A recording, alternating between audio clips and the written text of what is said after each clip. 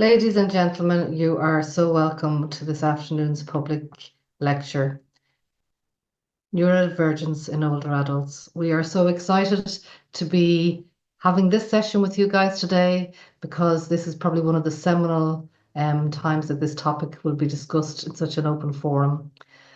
And to that end, I'm so proud to be welcoming Dr. Mary Doherty, who's a consultant anaesthetist at Our Lady's Hospital, Navan, and clinical associate professor at the School of Medicine, UCD. As the founder of Autistic Doctors International, Mary has brought together a vibrant community of autistic clinicians and aspiring doctors from across the world with a focus on peer support, advocacy, research and training. She developed the Autistic Space framework for meeting the needs of autistic people in healthcare settings and has co-authored multiple book chapters on autism. Her research interests include healthcare for autistic people, as well as experience and support for autistic medical students and doctors. Current projects include the experience of autistic psychiatrists, reasonable accommodations for autistic clinicians, and the healthcare needs of older autistic people.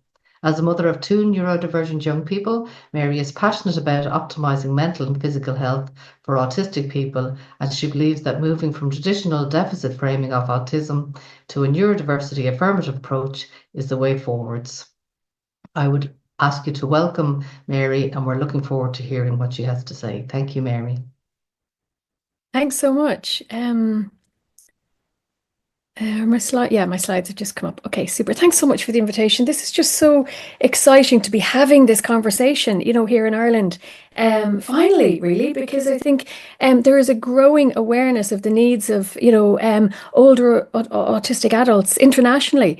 I've been involved in autism research for a few years, and it's not that long ago that if a project was looking at, a late diagnosis of autism, that we're talking about teenagers, that was common enough up until quite recently. Whereas now, we know people are getting diagnoses right across the lifespan. So what I want to talk to you about today is a little bit. I'm going to give you an overview of some of the work that I've been involved in, and also just a mix of my own experiences as well. What I am going to talk about is Autistic Doctors International, because that's where a lot of the work that I do comes from. Take a look at the healthcare needs of older autistic people. I'll briefly touch on ADHD in later life, because neurodivergence is not just autism. Talk about the need to recognize autistic people, and that's patients, colleagues, loved ones, because so many of us that are in this field that have an interest in neurodivergence, it's because we have loved ones, who really need us to kind of move that conversation along away from that traditional core deficit framing.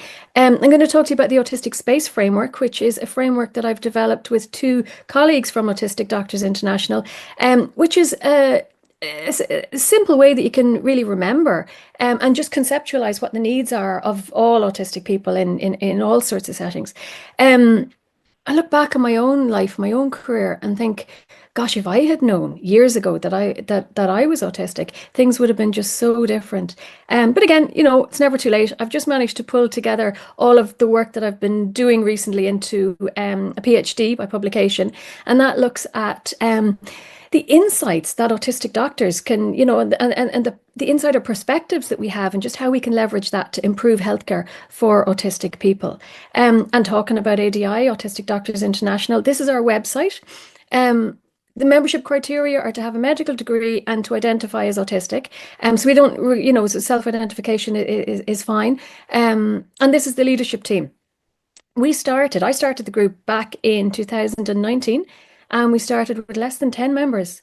Now, 6 years later, we have over 1,200 members spread across the world in all continents, including Antarctica, which I think is quite cool, especially because I'm a skier and a climber, and I'd love nothing more than to be spending a season in Antarctica. But anyway, I will not go off on that tangent, because I could and use my entire time talking about my own special interests.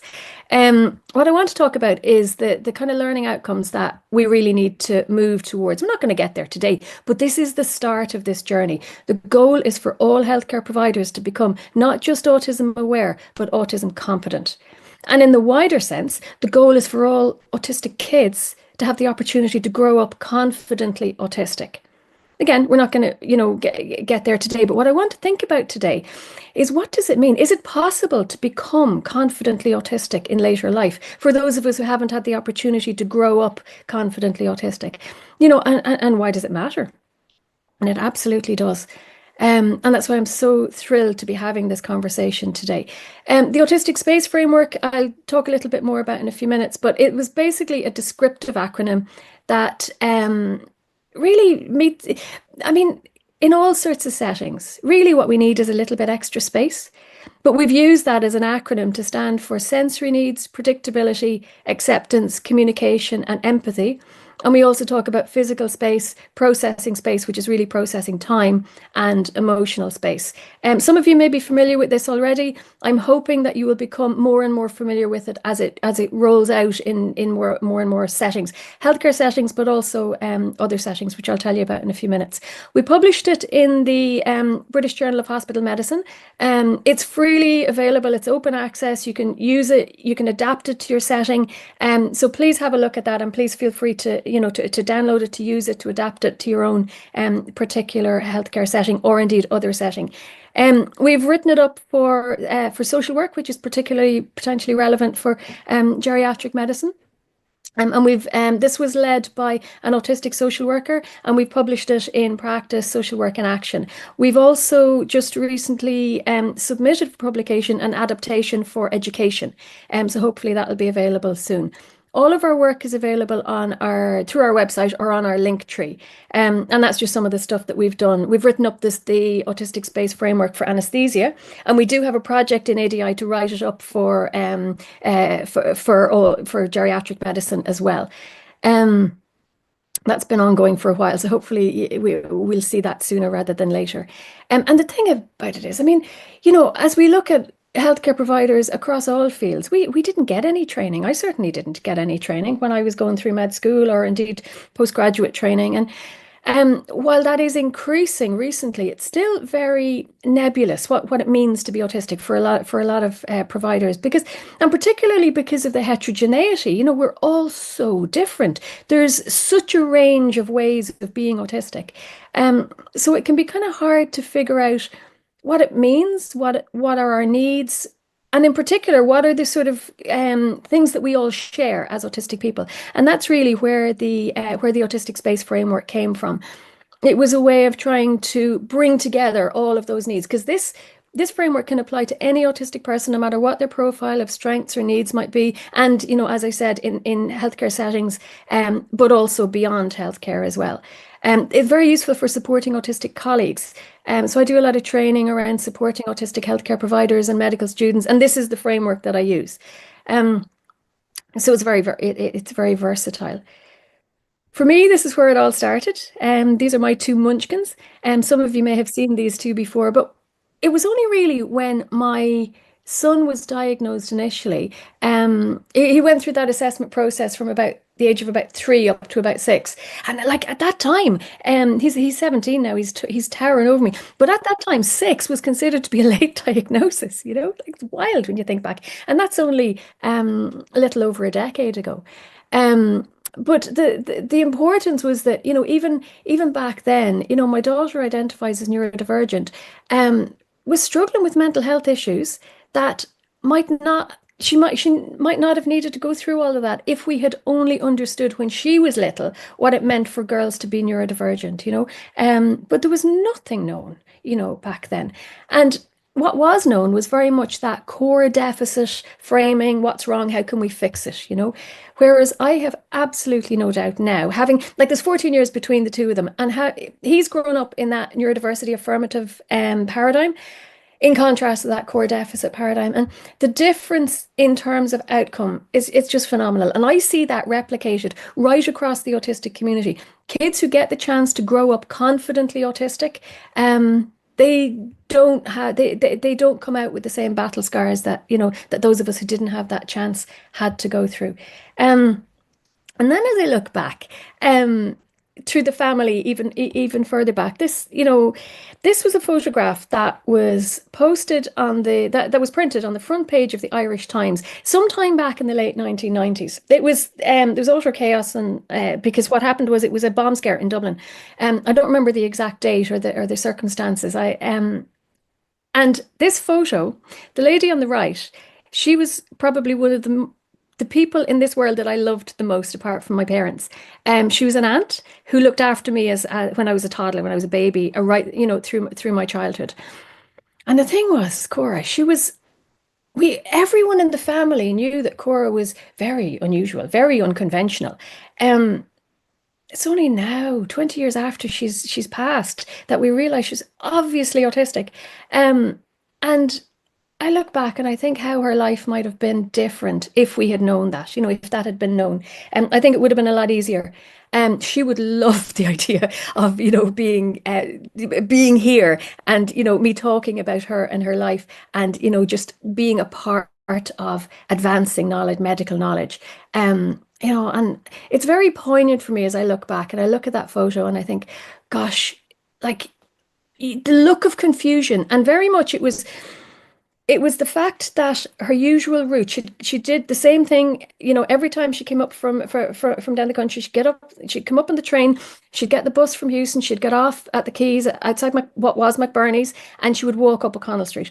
And just the fact that her routine was suddenly disrupted, it was the amount of processing time that it took, looking back, and we didn't understand why she seemed to be, perseverating around what had happened for a long, long time. It's just processing, and now as I understand what it means for me to be autistic, I can so understand that. And even the way she's standing, that what she used to do this thing with her fingers, with her hands on the side of her neck. We didn't know that was stimming, so it's quite poignant for me looking back, and that's why I love the idea of, just talking about the needs of older autistic adults who just haven't been picked up, and how important it is that we start to recognize that. And luckily, there are loads of people recognizing that now, and in particular, Anthony Hopkins is one of my favorites. But I love that quote from Stephanie Preissner, I don't have a defective version of what you've got. And we have to remember that's very much the dominant sort of narrative around autism, but we have to really move away from that. Again, looking back, this is not new. Like right back at the earliest days of science and medicine, some of the most innovative thinkers, in hindsight, we can't make a diagnosis posthumously, of course, but, once you get, like, I don't quote Hans Asperger often, and a lot of you will know why, but this quote's useful. Once one has learned to pay attention to the characteristics of autism, you realize they're not at all rare, and that's, yeah, so this is my life.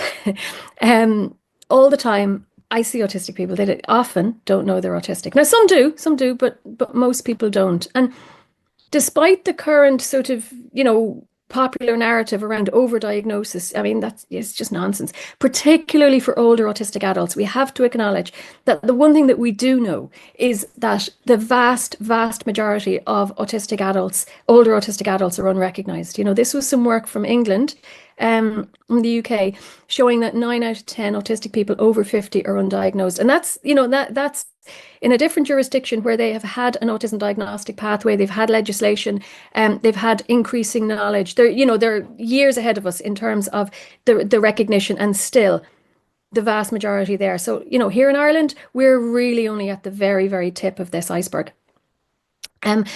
Now I want to briefly talk to you about this, my current study, which is with autistic psychiatrists.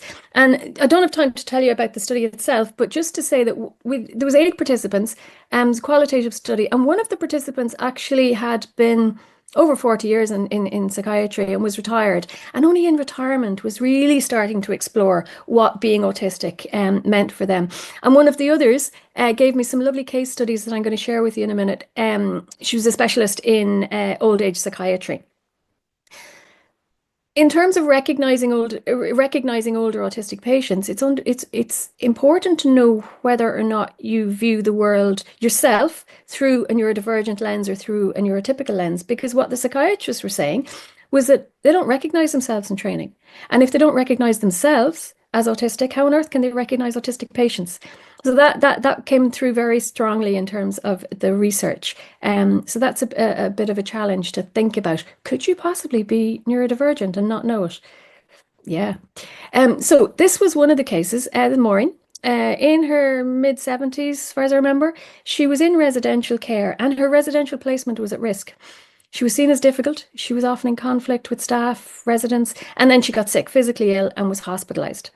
Then what happened was when she recovered, it was quite clear that she really wasn't welcome back. And then what happened was my participant was asked to see her on the ward. And what she said was, I walked in and thought, well, you're clearly autistic. Have people not realized this? But then she realized that when she spoke to other professionals that they had realized, but they had all felt too underqualified to say anything. And the thing was, it made such a difference because the staff then were able to get training. Everyone finally understood what was going on. She was welcome back. And most importantly, she finally realized that she wasn't broken. She was just autistic. And then the other one was a guy called Brendan. He was in residential home. He was in his late 80s. He was, as she said, not far from dying from chronic physical conditions. She'd been asked to see him about possible depression, but it turns out that it wasn't depression. It was that he thought he had failed at life. And he was seen as the really odd one in his family. And what she said was that just knowing that I recognized his type of person and that he might be autistic was a huge relief and comfort to him. He realized that he hadn't failed at life. There are others like him. And what she said was really poignant, that he likely died feeling much better about himself. You know, and I think that's just such a powerful gift to be able to give to people, you know, later in life. So that's why it's so important that we can just recognize autistic people. I'm not going to go into this in detail because of time, but just in terms of what is neurodiversity, we've just published a paper in Medical Education about the neurodiversity paradigm and, you know, what it all means. Important to recognize that it's not a synonym for autism. You know, it's not a diagnosis. You know, about 15, maybe 20% of the population are neurodivergent. You know, and it's a range of conditions. Autism and ADHD, probably the most common, commonly recognized, but also Tourette's. I mean, like, I don't have a diagnosis of Tourette's, but I'd absolutely meet the criteria. Do you know, and the thing is, it's like autistic people are autistic, whether or not they have a diagnosis or whether or not, you know, like if your life is set up in a way that to suit, you know, to suit your the way you are in the world, and you're not in any overt difficulty, depending on how the diagnostic criteria are applied, you may or may not reach the, you know, arbitrary diagnostic threshold. You're still autistic. Do you know? And then what happens for a lot of people who are managing okay, maybe through a very structured lifestyle, work pattern, then they retire. And that's when the wheels fall off, you know, so things can get, or they get sick, you know, that's when things can get really difficult. But again, co-occurrence is the norm. Most of us are multiply neurodivergent.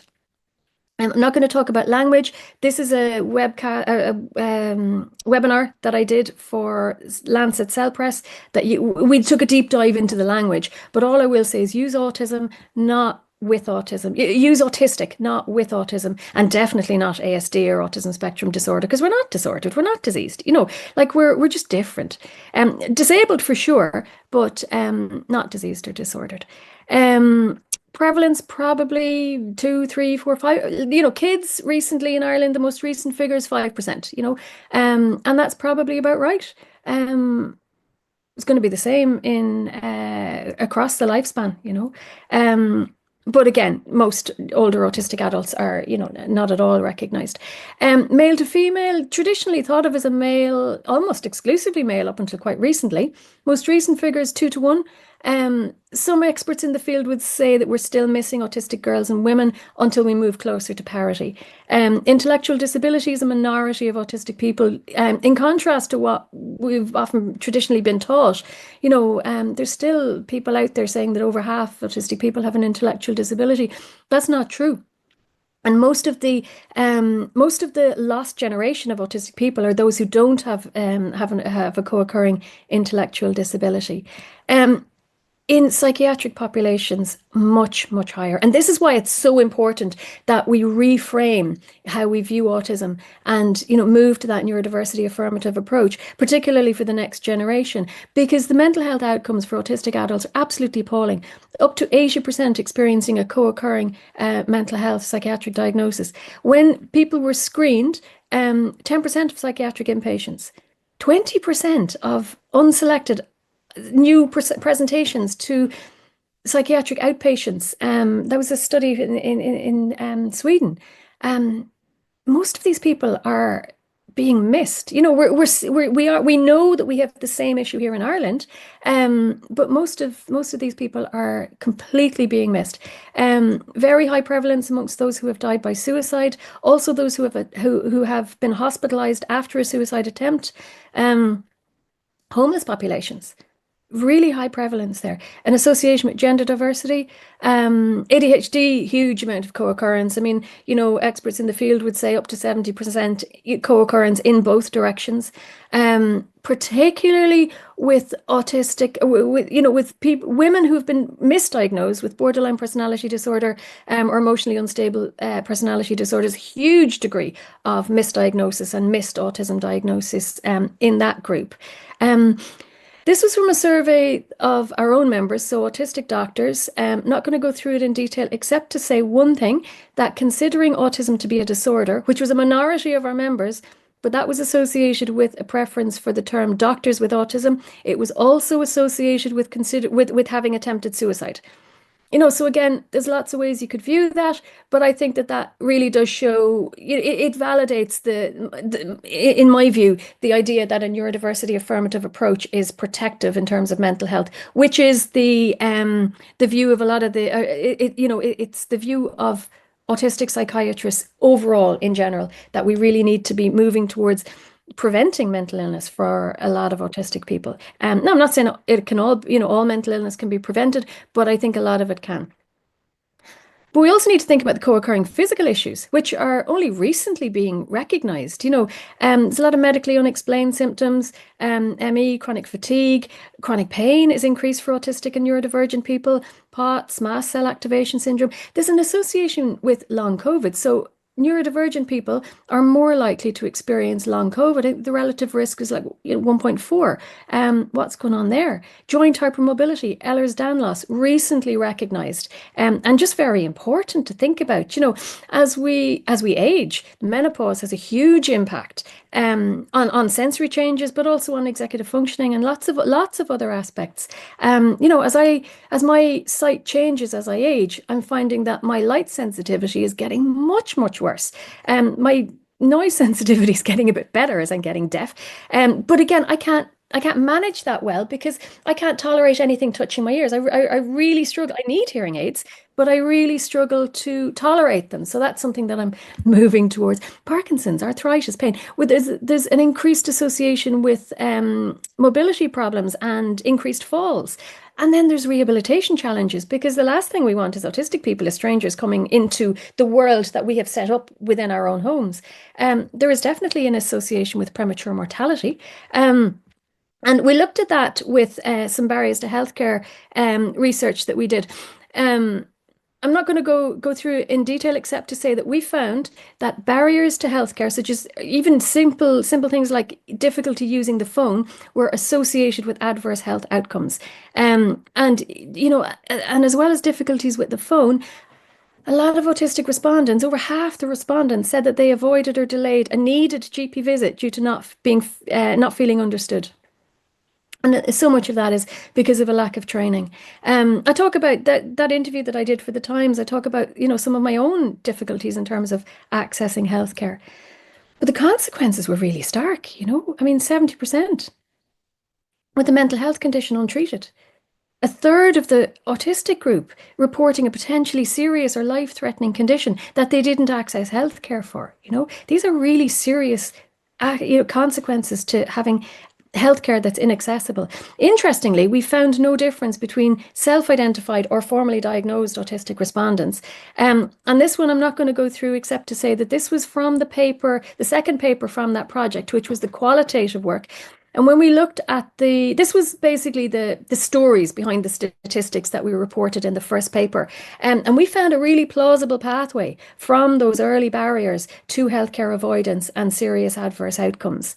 They're open access, so do feel free to have a look. What do we know about older autistic adults? Not nearly enough is the reality. There is good evidence of reduced life expectancy across various populations from various countries. Now, it's important to say that that's a group effect. It's certainly not predictive of any individual outcome. And as somebody who has passed what was relatively recently considered, the average lifespan of an autistic person, to 54 years of age, I mean, that's scary, Like, this was in a population where the average life expectancy was 70. A 16-year mortality gap for autistic people without an intellectual disability. With an intellectual disability, that was like 30-year gap. Utterly shocking. There is good evidence for increased prevalence in most mental health conditions. There's mixed evidence in terms of the differences in cognitive decline. What's going on with Parkinson's disease? Why do we have there was a recent study showing a 6-fold increase in Parkinson's. What's that about? We definitely need so much more research on this. I'm not going to get into the details, but I mean, there doesn't seem to be a genetic link between autism and Parkinson's. So it's hard to know what's going on. Some more recent work might suggest some overlaps in terms of recognizing movement differences amongst autistic people. So that's a very confusing picture at the moment. We just need so much more research. Same with dementia. What do we know? Not an awful lot. This was very recent. This was only published last week. Looking at intellectual disabilities and dementia and autism. But again, we really don't know. The evidence is very mixed. There is definitely an association with intellectual disability for sure, but there's probably no increase in prevalence or acceleration of cognitive decline for autistic adults without intellectual disability. But what about menopause? This is a fabulous paper because menopause is such a milestone for so many people. And, as this paper is titled, When My Autism Broke, and that is the sort of experience that a lot of people really do describe, And like if you're working in memory clinics, for example, how confident are you to pick up ADHD? What does ADHD look like in later life? There's so much that we need to look at. Residential care, is another massive area that I'm not going to go into now. But again, it's somewhere where the autistic space framework can be applied. Sensory needs. I'm just going to show you one photograph. I'll show you this one first.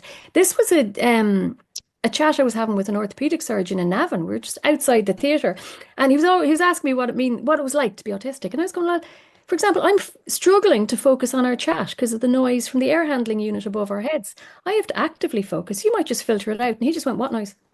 Yeah, I hadn't even heard it, And yet I would be battling that all day, every day in my daily work and life. That's 75 decibels. I took that photo after he'd gone, so there's no voices there. That was just the background noise. The other one that I struggle with is light. I didn't take this photo, but when I saw this, I recognized that in the way that you might say recognize a caricature, And imagine what it's like to be sick and to be trying to access healthcare as an older autistic adult, if that's how you're experiencing the environment. It's really, really tricky. And the consequences can be fairly stark. This is a paper that I had published in The Lancet quite recently, where I'm describing a meltdown where I lost access to speech. Purely because of the sensory environment, and like as a doctor, maybe getting published in The Lancet is kind of the holy grail, but maybe not for one of my most shameful experiences. But anyway, there's another one coming up soon, so I'll balance it out. But I do that because it's important for people to realize the impact, I think, of sensory needs, particularly. And predictability, again, just how important it is to have that predictability. And as I say, we see it there with what happened to Cora on that day. Acceptance, the core of my message, just that neurodiversity affirmative approach. And how that plays out in older life is recognizing monotropism, recognizing the importance of, our passionate interests, and our unconventional hobbies, and making space for that within, like, our residential care services, for example, and how easy that can be to make such a massive difference for somebody, and also recognizing the need for, restorative solitude. I mean, the idea of being in a nursing home and having to have communal meals and, like group activity. It's just hideous as an autistic person.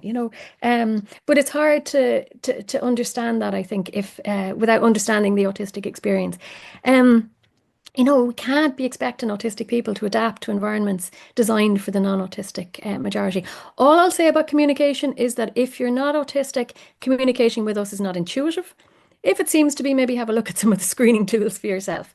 Empathy, I'll skip this one. Empathy is the idea that we don't have empathy is the most damaging myth about autistic people. It's complete nonsense. It's just absolutely not true at all. And again, just going back to the psychiatry study, the one other thing that I wanted to show you is the idea of masking and how the idea of, not realizing who you are throughout your entire life and trying to present, trying to meet this apparent neuronormative standard, that's just destroys us internally. And to get to the end of a life and suddenly realize it can be the most validating experience. And I think that's the greatest gift that we can give to our older autistic adults. We can't be waiting for the psychiatry world to meet this need in terms of, assessment and diagnosis. The capacity just isn't there. So I think we really need to just acknowledge this issue and just take the reins and do it ourselves. I'll finish there. Just by saying that we absolutely need evidence-based care for older autistic adults. That negative framing, it just perpetuates stigma and shame. Never, ever too late to recognize and reframe autism. And familiarity with the autistic world is what's needed. And then the autistic space framework for accommodations. Before I completely finish, I'm just going to remind you of the framework, and I'm going to ask you, could you possibly implement this? Would this help? How could you see this helping with your patients? And if you think it might, can you please evaluate the outcome? Because what we need to do is we need to build the evidence base for this. There's my contact details. Do feel free to get in touch, and I'll leave it at that. Thanks so much. Oh my good giddy aunt. Everything, I could listen to you all day, and you have touched so many elements. I can see so many patients. I can see my own home life. I can see my dear father, who was like Brendan, and we always just thought he was just odd and never understood that he was actually quite neurodivergent. But thank you so much for that, Mary. I'm sure there's a lot of emotion online and with people thinking about all that you shared. So I'm just going to give you a moment to regroup, and we have some questions coming in. I'm just going to introduce our panel. So first of all, we have Florence Horsman-Hogan, who is the reason that we're here today, because she asked that we could do this. And I think we had said before we set up, we probably need a whole day of this, and I think that is absolutely correct. So I'm just going to introduce the panel. So Florence is a nurse, and she started in healthcare in 1983 as a nurse in paediatrics, acute care and older person services. And since 2009, she's worked in older persons residential care facility in South County Dublin. Initially as a nurse manager and then as the quality and patient safety manager. She holds a master's in healthcare ethics and law and a master's in nursing in advanced leadership from the Royal College of Surgeons, and she's a fellow of the Faculty of Nursing RCSI. And she was diagnosed as an autistic person in 2023 and continually strives through public speaking and national forums to advocate for the autistic community and to promote the considerable assets autistic people and neurodivergent people bring to healthcare. And if you follow LinkedIn or any social media, you will see her there. And Ruth Connolly is a clinical psychologist and principal psychology manager with the Muriosa Foundation. Ruth has a particular interest in neurodiversity and autistic experience. Over the past 25 years, Ruth has been involved in the provision of psychological support to autistic children and adults with co-occurring intellectual disabilities. This work has included supporting late diagnostic autistic adults with high support needs to move from institutionalized settings to homes in ordinary community settings. And last but not least, Sheehan describes herself as a very late diagnosed autistic elder woman at 70, though her doctor father did try to tell her that when she was 47. She's retired now, but she was a tour guide, she further education teacher, she worked in the media, and she has degrees in archaeology and arts history, an MA in 1994, history research diploma, fascinated by art, history, psychology, media, and all things print, and she retired in 2008. So I'd like to introduce the panel, and I'm going to start off with asking Ruth, if you don't mind. Ruth, you said that you could share clinical experiences of identifying and supporting older autistic adults presenting in disability services. Could you give us an example of that? I can indeed. I mentioned, you mentioned there in the bio that we have been involved in the decongregation of institutional settings. And in the course of that work, I would say about 90% of the people who were referred for psychological supports and mental health supports were people with intellectual disabilities who had not been diagnosed as autistic and instead had collected a variety of diagnoses through their life. Things like schizophrenia and personality disorder, bipolar disorder, and kind of labels like the difficult woman, the difficult person. And what we found is it's never too late to diagnose and to identify, and an understanding of a person's experience of the world changes everything in providing the right supports. So the lost generation are out there. They're in intellectual disability services, in mental health services, and all around us in every profession. What we found, the themes that we found were traumatic life stories. We found really high rates of multi-class polypharmacy, years of institutionalization in settings where often the treatments were high doses of antipsychotic medication, restrictive practices like human rights restrictions, restraint, seclusion. 30% of autistic people are non-speaking or minimally speaking, and the majority of the people that we work with were never provided with augmentative or alternative communication systems. And people who were using language, their language was seen as disordered rather than different, and therefore their life experience often wasn't understood. I suppose on the positive side is what we've learned is, Luke Bearden, who's an autistic researcher, talks about autism plus environment equals outcome. And that's certainly been our experience. When we adapt environments and get the right environments for people, the social environment and the physical environment, so the right people, the right setting, the right adaptations, it can be absolutely transformative. And we've had the privilege of being able to transform many lives.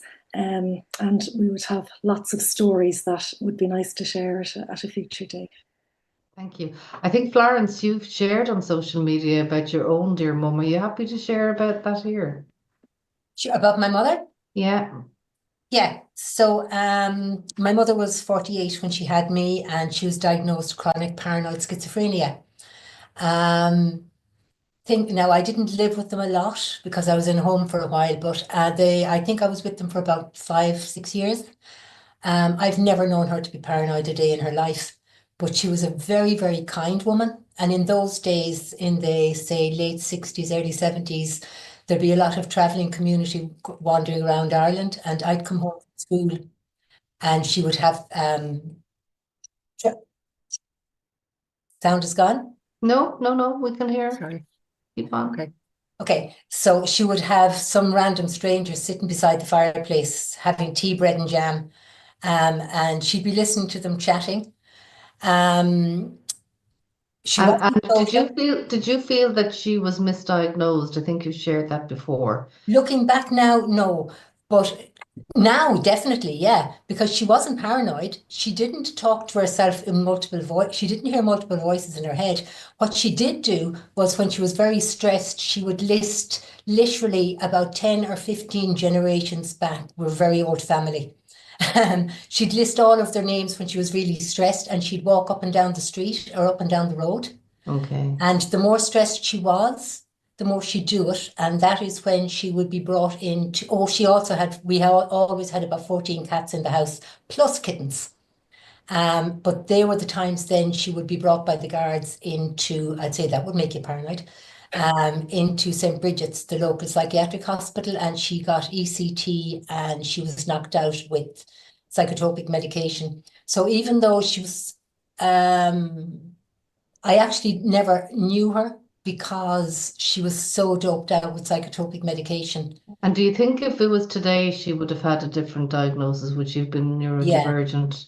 Well, I don't know, Deirdre. I mean, when you consider 22 years ago, I was diagnosed borderline personality disorder. I only had 3 of the 5 criteria, and one of those was suicidal ideation. I had 4 suicide attempts. 2 of them landed me in ICU and into the psychiatric services. And then I had emotional dysregulation. The black and white thinking in borderline is usually you hate somebody or you love them. My black and white thinking was it's either right or it's either wrong. But then when I was diagnosed in 2023, my psychiatric consultant did apologize. But now I've spent the last, since then, trying to come off psychotropic medication and learn to be myself without having my affect blunted, which is extremely difficult. So I don't know if Mammy would be diagnosed, or would the psychiatric services still hold on to her as a schizophrenic. I can't answer that because, as Mary earlier on said, we don't know enough about it. But looking at the woman, she didn't exhibit signs of schizophrenia, but she possibly could end up with a diagnosis of borderline, or I don't know. I'll move on to Una and just ask Una, based on your lived experience, because you've told us you were only diagnosed at 70. Yes, it was really funny, actually, though it turned out later on that my parents both knew. In 2016, in December, my sister told me about the child of somebody we both knew that was recently diagnosed as autistic. And I said, what's that? And she was trained as a teacher, and she said, look it up, find out about it. And I thought that was quite interesting. So anyway, I went off and I found this book, Chantal Cecile Kira's book, Everything Basically You Want to Know about Autism, Spectrum Disorders, Complete Guide. So I read that, and I came to page 18 and 19, which had a list of signs and symptoms. And by the time I got down to the bottom of the second page, I thought, my God, that looks familiar. And then it was like looking at a mirror. I thought, my God, that's really like me. So anyway, there was a link in the back of the book. It was full of resources and books and so on. And there was a link to the Baron-Cohen test.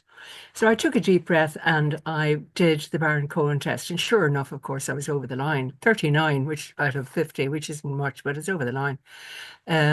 So I explored it further. And later on, Baron-Cohen did a Channel 4 live program called How Autistic Are You? And if anybody logged on, they could be assessed roughly by his team. So out of 500,000, was 480,000 people, there were about 70 or 80,000 that got a little email back saying, inquire further. So I got one of those. Could I just ask you, Una, because I haven't been familiar with Baron-Cohen. What's that now? Professor Simon Baron-Cohen, who Mary met recently and put up a lovely photograph meeting of him, he set up the Cambridge Autism Centre for the study of autism.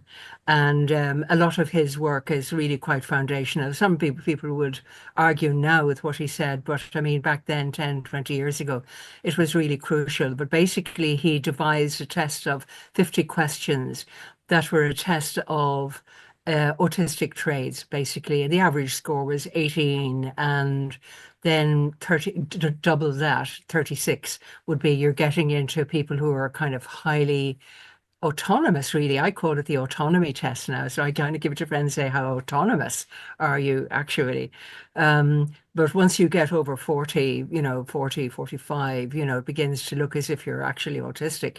So I thought, right, I've got those two. So I went to my GP and she poo-pooed it and said, oh, you're 70, you've passed so far, you've got, multiple degrees and qualifications and blah, blah, blah. You couldn't possibly be. So that was kind of frustrating. So I kept looking online. And I found there was a Trinity was doing a conference in Tala about the genome of autism, the genes associated with that. So I got onto them immediately and I barracked my way onto it. They said, oh, this is only for young people in mid-20s. I said, listen, I'm 70 years old. I'm in a hurry. I want to know. This is reality testing. I'm not getting fancy here. I'm just saying I really want to know because it sure looks like me and I really want to know. Anyway, somebody called Louise, who may have been Professor Louise O'Reilly, got me on the phone and we had a conversation and basically she ended up agreeing. Long story short, I went to that meeting in February 2019 and I met Mary there. Actually, she was on the same table. I now know that she was a plant. Professor O'Reilly had put her there beside me to check me out. And I asked Mary, she was using the phrase autistic community, okay? And in the conference, on the one side of the room, there were people who were autistic, okay, or neurodivergent, you say now. And on the other side, there were plenty of researchers who were sharing their results with autistic people, among them whom would be both, researcher and neurodivergent, very well. So I caught Mary by the sleeve and I said, was that a figure of speech? Is there actually a real autism community? And afterwards she said, Una, that was a really autistic question. Is this literally true or metaphorically true, or am I missing something? So anyway, she said, give me your email and I link you in to a website, which was extant at that time, Autistic Paddies. And there you will meet, people. So I got onto that. I went to a meetup. And the first questions I was asked by Joan MacDonald was, what are you looking for exactly? Because there are not many people of your age or whatever. And I said, I'm looking for diagnosis, reality testing.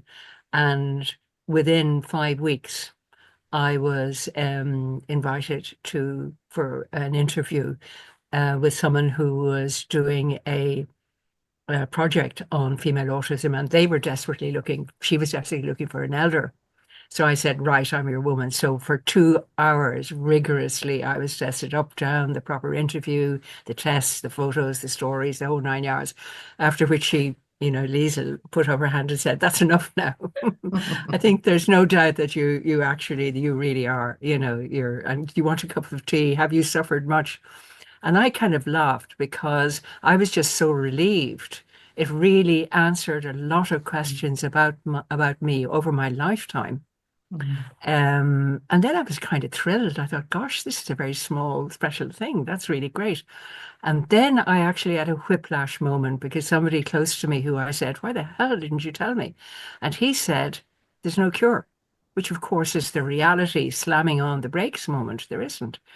And I suppose all my life long, I'd always been looking for answers to things that I experienced that seemed to be different from other people. And I thought, why am I different? And then I remembered I had a sort of a meltdown, shutdown, breakthrough, whatever you call it, when I was 24. And I met Professor Ivor Brown and he said, there, it's just your nerves, And anyway, I had kind of therapy and group sessions and the whole 9 yards, and I kind of came through it. And then, and I was in Jungian psychoanalysis for a year with a person who said, you're very single-minded, was the nearest she got, but she said, you're not schizophrenic, but you're definitely very single-minded, i.e. monotropic. And then in the mid-90s, when I was back in Ireland, my dad took me aside, brought me into the study. He was a doctor, as was my mother, and said, now, Una, that this thing called Asperger's syndrome. And I said, oh, what's that? And he tried to explain by illustrating the story of a dentist friend of ours that I knew, who was great fun and very interesting, quirky kind of individuality person. And then, unfortunately, he applied an old medical label, which was infantile autism, infantile schizophrenia, rather, which would have been extant when he was in training. At which I jumped up and I said, oh, don't be silly, Dad. Now, if there's one conversation I would like to have back in my life, it was that one. Because I should have said to him, I was an analyst for a year. An analyst told me, go away, you're not schizophrenic. out of the question, whatever. And also, forensic psychiatrist Dr. Brian McCaffrey once said to me, "Oh, get out of here, you're not crazy." He should have said, though, I would have preferred if he said, "You're as classic a case of Asperger's as I've ever seen in my life. Go away, read a book about it, you're all right, just a bit eccentric, just a bit different." So my father had an aunt who was non-verbal, and I remember meeting her as a child in the mid-50s when my grandparents came up to Dublin after they retired from teaching. And she communicated with sign language, and I remember being fascinated by her. She was a great dressmaker, and was very witty, kind of looking and agile and interesting person. And she's buried with them in Dean's Grange. But I do wonder whether she was non-verbal autistic now. And there were certain traits I saw around me, shall we say, that could be classified as really very autonomous or really quite characteristic, really, of autistic behavior. Anyway, both my parents were doctors. My mum kept a book of observations, both about me and my elder brother when we were children. Then later children came on, another brother, and then twins later on. So she kind of lost track. But I don't know where those books went, but she made very careful observations of our development as children. And she was, of course, a working doctor, they worked together. So, when I look around back, when you say that, Florence, that you say that your aunt was reciting, the family genealogy, one of my brothers, his hobby for 40 years has been genealogy, and he could really tell you about this stuff like for generations and generations. And so I expect, that it was already there. There was lots of soldiering, lots of barging around battlefields, lots of scientists, all that kind of stuff. So it's really not that surprising. But to me, it was the most tremendous relief to know that I had this kind of quirky thing that is there to produce human diversity. That's really, I think, one of the things that it's for, actually, to allow to be diversify. It's like the other speaker of a stereo system. You can only get that when you've got two speakers interplaying till you hit the sweet spot that gives you stereo. I think really, our thing is like about that. You're And the so you're second, so eloquent in how you describe it, and well, I'm just yeah, wondering though, because so many of us in healthcare meet neurodivergent people on a daily yes, basis, and yes, something that Mary said to me was, imagine someone coming into your home the way you have it, and they yeah, are having to do communal dining in a nursing yeah, home, yeah, and we don't think about those things. And we have a question into the chat, which yeah, is. Mary, thanks for the presentation. And as researchers, how do we absolutely, Mary. access older adults who are neurodivergent when so many are unaware or not diagnosed? So that's an interesting question, because how can we help the community of people who are neurodivergent if they don't even know they're neurodivergent, so we can't actually access them? So has anybody got any thoughts on that? Mary, perhaps?